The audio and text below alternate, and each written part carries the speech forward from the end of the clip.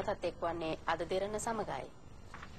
රාජ්‍ය සහ පෞද්ගලික පාසල් වලට සමාන හිමිකම් හිමිවන ලෙසට නව පනතක් කෙටුම්පත් කරමින් සිටින බව අධ්‍යාපන අමාත්‍ය සුසිල් ප්‍රේමජයන්ත මහතා පවසනවා.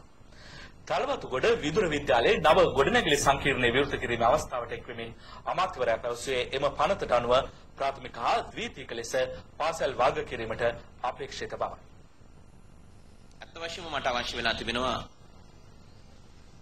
ජාත්‍යන්තර පාසල් පිළිබඳව යම් වැඩපිළිවෙලක් අධ්‍යාපන අමාත්‍යාංශයට සම්බන්ධව මූලික වශයෙන් ආරම්භ කරන්න. ඒ සඳහා අවශ්‍ය වැඩ කොටස් දැන් කරගෙන යනවා. මොකද සමහරෙක් මම නම් කරන්න යන්නේ ජාත්‍යන්තර පාසල් මම විවිධ ආකාරයේ ඇහිම් බලනවා.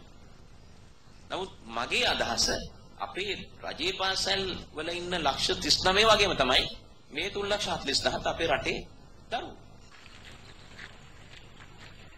මීට දසවසරකට පෙර බිහි වූ ඉංග්‍රීසි මාධ්‍ය ජාතික පාසලක් වන විදුර විද්‍යාලයේ නව ගොඩනැගිලි සංකීර්ණයේ අද විවෘත කෙරුණේ හෝකන්දර තලවතුගොඩදී. ඒ අධ්‍යාපන අමාත්‍ය සුසිල් ප්‍රේමජයන්ත මහතාගේ ප්‍රධානත්වයෙන්. ලොව වෙනස් කිරීම සඳහා ඇති ප්‍රබලතම අවිය අධ්‍යාපනයේ බව අධ්‍යාපන අමාත්‍ය සුසිල් ප්‍රේමජයන්ත මහතා මෙහිදී පෙන්වා දුන්නා.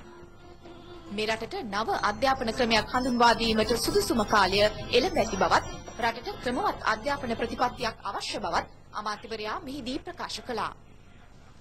National Education Act was introduced by හිටපු අමාත්‍ය ලලිත් ඇතුළත් මුදලි මහතා 1991 වසරේදී මේ රටට ජාතික අධ්‍යාපන පනත හඳුන්වා දුන්නා. දැන් අපේ රටේ ජාතික අධ්‍යාපන කොමිසමක් ක්‍රියාත්මක වෙනවා. මේ කොමිසම වගේ කියන්නේ අධ්‍යාපන අමාත්‍යවරයාට නොවේ ජනාධිපතිවරයාට. වසර 4කට වරක් ජාතික අධ්‍යාපන කොමිසම සිය ප්‍රකාශය නිකුත් කරනවා.